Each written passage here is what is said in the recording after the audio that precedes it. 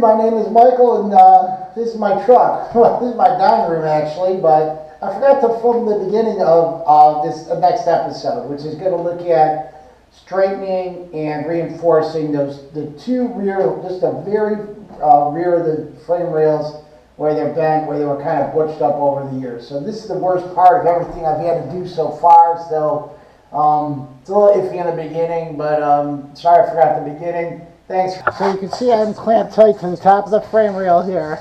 This is where the bad weld is. This is where it drops off. Alright, so we see this weld. That's bad. I can feel with my finger that this is just not parallel to this surface anymore. It's closer up the top, and then as it gets away, this pulls away like this. It's probably hard to see on film. I'm going to take this off, at least get this welded smooth so I don't have to deal with it after they cut it. Do the same thing on the bottom, on the inside. I'll show you the other side. And then we'll, we're going to heat this with the torch from the inside and use a clamp down this end and just pull this up. This is 3/16 weld. This ain't going anywhere. I'm like, here, let's talk about grinding a minute. I'm not a great welder, but I hope I'm smart enough to understand that I have to have good penetration on my welds. And sometimes if they don't look right, I have to grind them back out and do them over again. It's just the reality of how I work and what I'm doing at my skill level. I have gotten better as the project has gone along. I'm not there yet. So I just want to make sure I have my surface clean, dry, and smooth. Because eventually there's going to be a plate that sits right on top here. My boxing plate goes on the outside once this is straightened up. You can see that old seam inside here. But I'm going to have to put a plate across the bottom here. So that's this long or whatever. Before I put my plate on, then I'm going to put a diamond inside here and then again on the outside. This is the rear spring perch. So this needs to be substantial, you know. So if y'all remember, so you can see that's a piece we actually had to drill across the whole thing to cut it out before. So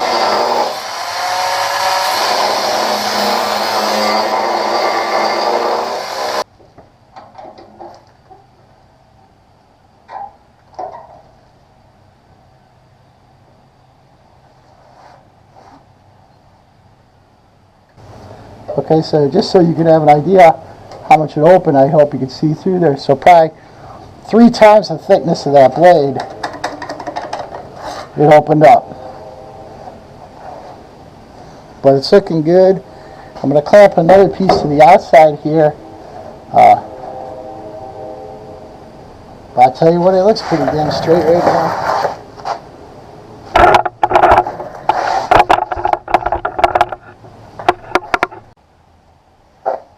So I don't know if you could see here, I ground this flush earlier.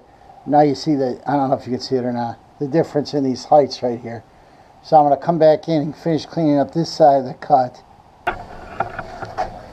I want to show you, I hope you can see, that this is tight here, and then this is where bad weld was. And then there's a gap here. See, this is bowed out, and then there's a gap farther on. So I'm tight, I'm pulled up real tight with all this. I'm just holding it straight. This is where that other plate was welded inside, and I think I bowed the inside of that out. So I just took an old piece of frame that had the fish plate on. I cut this fish plate out of this old frame. So this is that piece that they had welded in. It's nice and thick, it cleaned up good.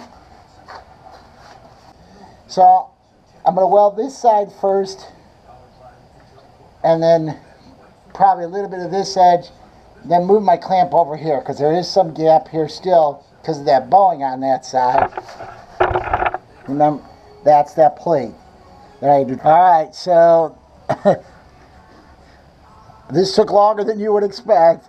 This was really hard to weld inside of here. The welding rod doesn't want to fit at any decent angle, you know, so I did as best I could, and I grinded, and I wired wheeled, and I did it again, and my wire brush doesn't even fit in there nice, and whatever. This was much harder than I thought. So, whereas originally I was going to put I was going to put this plate inside, you know, I'd have to heat this up and make this fit. I think I'm only going to get one good weld along this edge, where I'm already going to have this boxing plate out here anyhow. So I'm going to go eat lunch. And then I think when I come back, I'm going to do something like this. I don't know if you can see that or not, but I may obviously make this fit, and then put this plate underneath instead. I hate to weld upside down because I suck at it, but I think that may be the best way to get penetration in this crack here.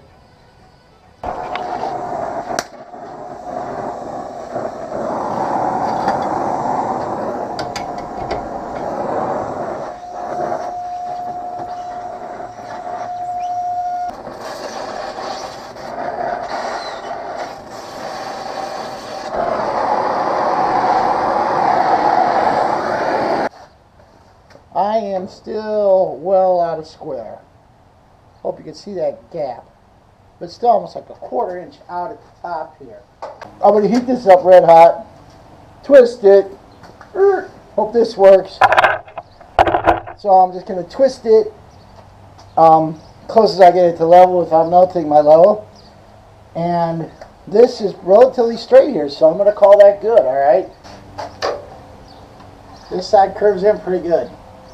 Slightly on the other side, but there's just a, you know, that's 3/8 of an inch right there.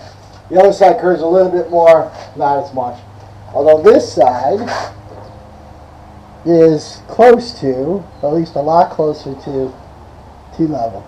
So some tilt inward on the top.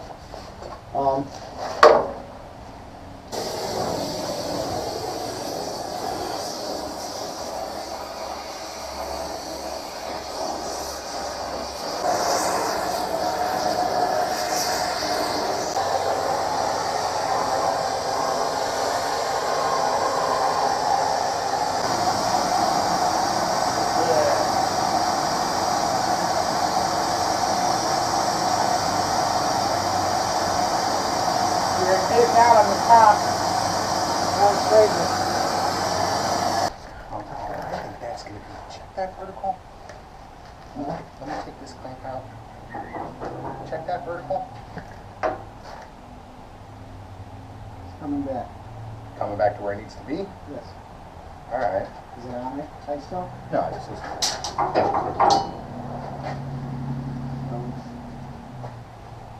It's out at the bottom. Let's check it out.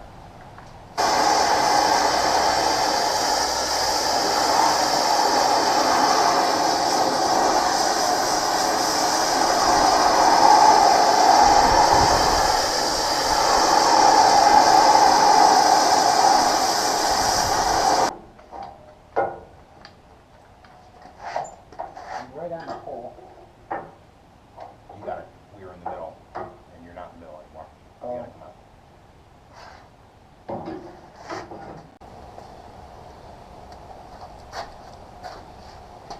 Alright, YouTube, my name is Michael and this is my truck, and I usually start that way, but I'm having a kind of a sad experience here today because all that torch work and straightening was wrong. Made an error. When I first looked at this side, this frame rail, it was straight. It was down in the back and it was twisted, but it was relatively straight.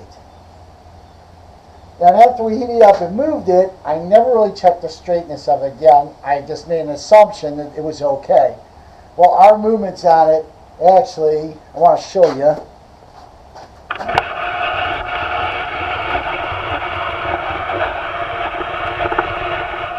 This is my $3,000 camera lift-o-matic of special effect. But, all said and done, see this gap, huge, giant. Okay. So, from here, can you see that?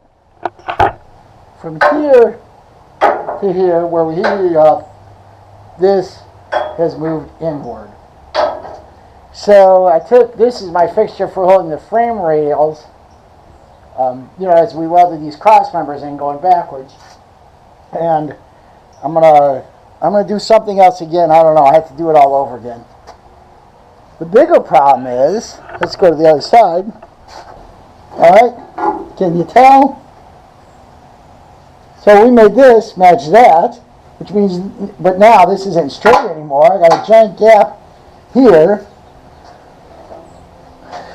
Whatever.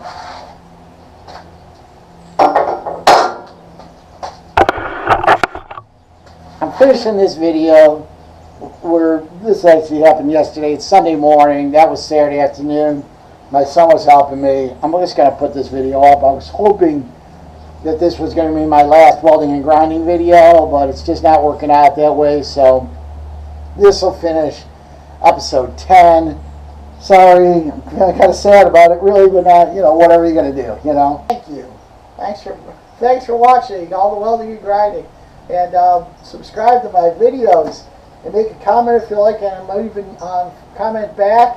And I'm Michael Short on Facebook. If you want to meet me, or if I haven't seen you in a while, send me a message. Or I only look at Facebook once or twice a week. I'm not really a social media guy. But anyhow, thanks for all of you. See you all around. Thanks. Bye.